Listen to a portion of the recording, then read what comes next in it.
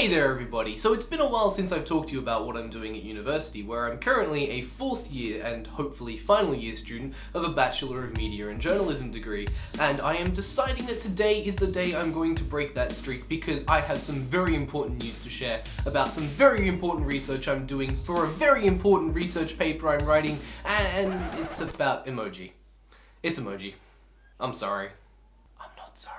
Yes, that's right, one of my final essays of my university career, if I am lucky, is going to be about those little colourful people and signs and pictures and pictographs and icons that we have come to know and love on places like Twitter, Facebook, Snapchat, and of course, text messages. And the reason I'm doing that is because, in case you haven't noticed, these things have changed the way we communicate. And I'm not talking about augmenting communications the way that emoticons did, or even changing the way that we annoy people the way that those live animation wink things did in MSN in 2006. No, unlike those terrible flash animations, emojis have changed the way we communicate, sometimes changing the entire way we might structure a message. Think, for instance, of someone talking about something on Twitter and then ending their tweet with these two emoji. Frog, coffee. Frog and coffee. Frog coffee.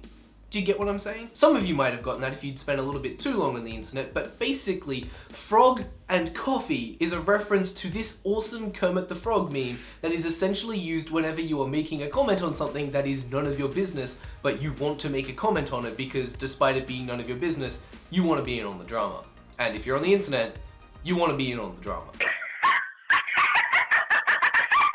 But the fact that we're able to convey such a complex message in just 2 characters, something that would have previously taken at least half of a tweet and maybe an Imgur link to get across, is massive, and it's huge for the future of communications as we know it, when we as a society have gone from writing long verbose letters to each other, to writing short emails to each other, to now just writing 140 character tweets at each other. But a research paper on frog coffee alone would likely be boring and not get me very many marks, so I am also branching out into the complex semiotic nature of emojis as rendered cross-platform, which is a very fancy way of saying how an emoji looks different on an iPhone or an Android phone. And here on your screen right now is an important case study. This is how Android phones display Unicode character U+1F601, or grinning face with smiling eyes. And this on your screen right now is that same emoji code rendered on an iPhone.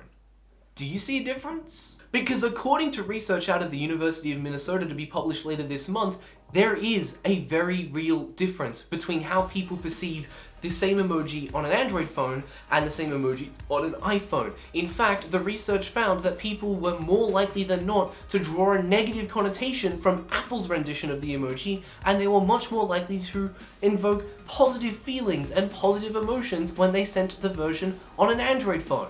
That's ridiculous! In a world where we're able to convey complex messages using things like frog coffee, you want to make sure that what you see as frog coffee isn't being seen by someone else as toad tea or something else ridiculous. You want to have consistency of communications across platforms.